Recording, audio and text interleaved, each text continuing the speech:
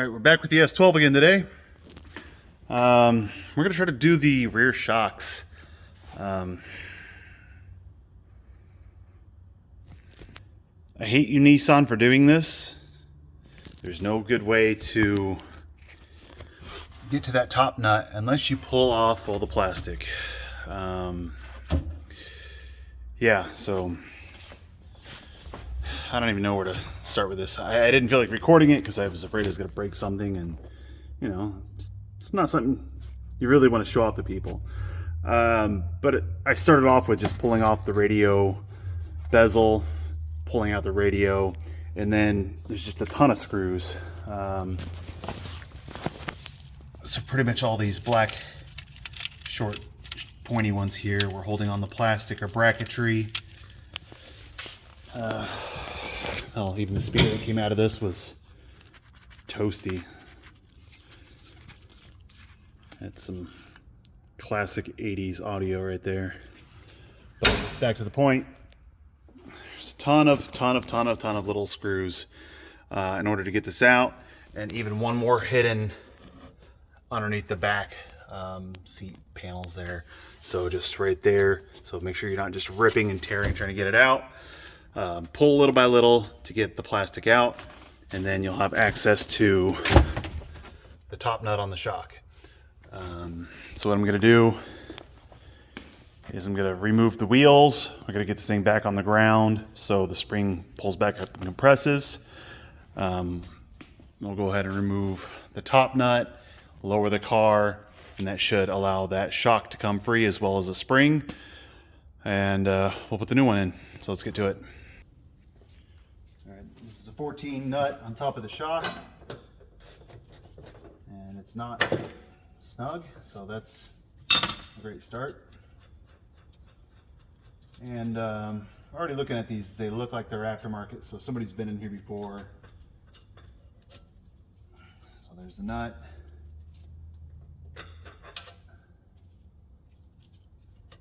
Top plate, and I can get this off once I raise the vehicle. So we'll go ahead and step back and raise this up.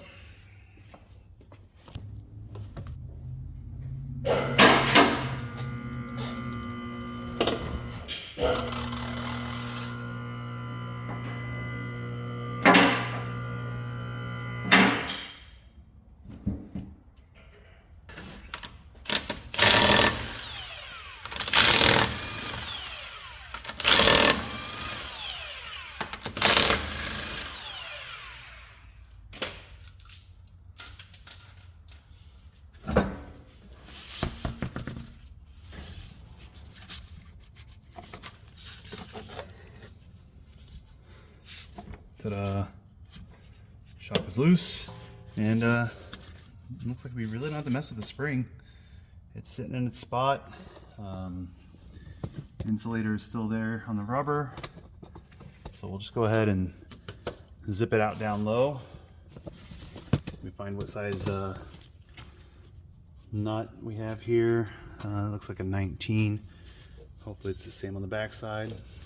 All right, 17. Let's go ahead and get this nut zipped off. I might need to get an extension so I can get a straight shot at that.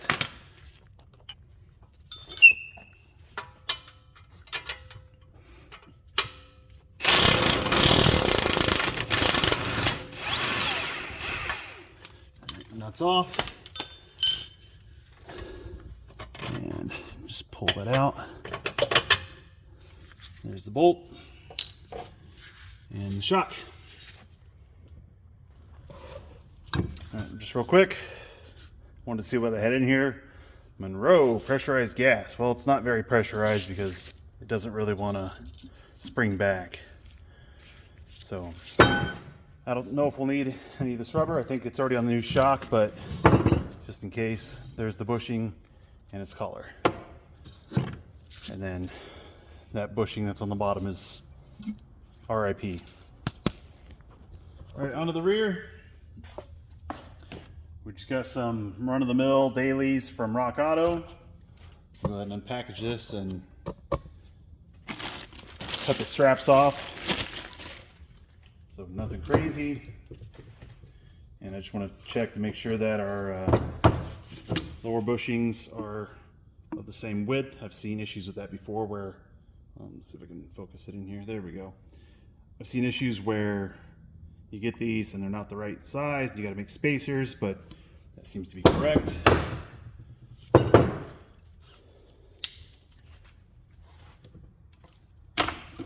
And right away, it just takes off.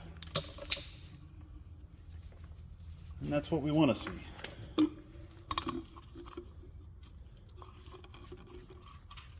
Top nuts, I don't know what we have to, but maybe it's to lock it down.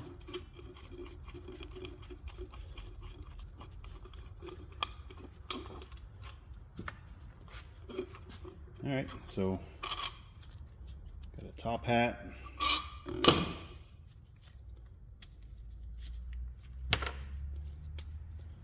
Top bushing, bottom insulator, and washer. So we'll go ahead and take this over to the car and start putting it in. All right, we'll try to get this settled in there. I'm gonna squeeze down the shock over here and just kind of get it going up into that tower. And down here, line it up. It's a little snug. We don't want it jiggling around though, so that's fine. Let me find my hammer and tap it back.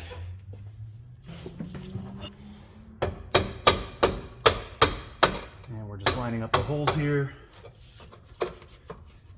Get the bolt through.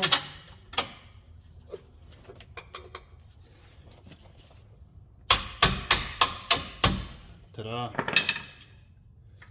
Nut on.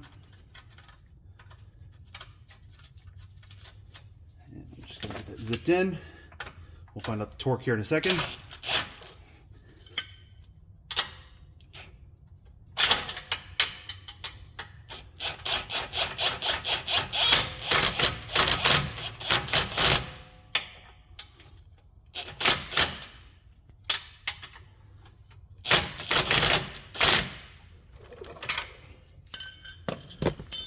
All right, so the bottom bolt's in.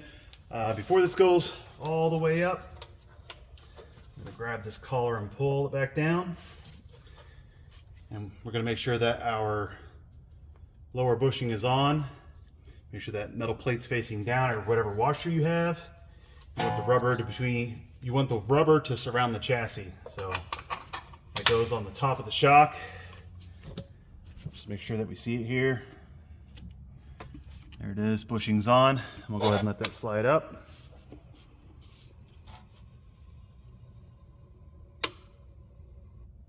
All right, that's up. I'll torque down the bottom bolt. I'll put those specs up on the screen if I remember, and then we'll go up top. All right, I'm gonna go ahead and lower the car down so the wheels are on the ground. It's gonna compress up. That'll give us length on our shock to actually feed it through the top. It's okay if it compresses down. We can locate it once it hits the floor.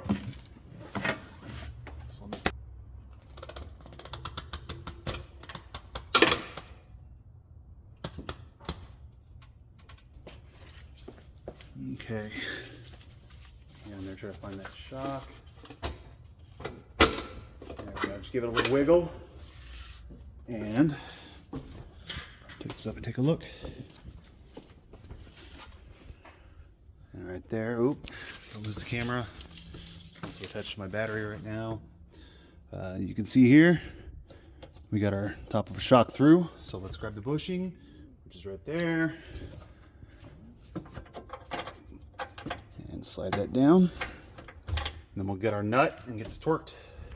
All right, the service manual says 11 to 14 foot-pound. So with this set, it's given us 2 nuts. These are each 14 millimeter.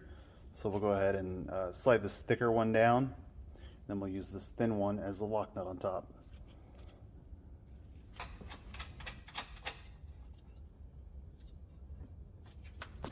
All right, so I can't really get a torque wrench in there. It's too big. I need to get myself something smaller, like in the inch pound area.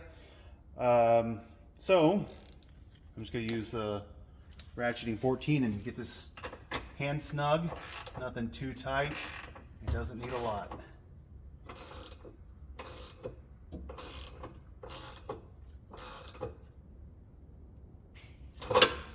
Make sure we're not crushing our bushing. All right. And then we'll go ahead and put the top nut on.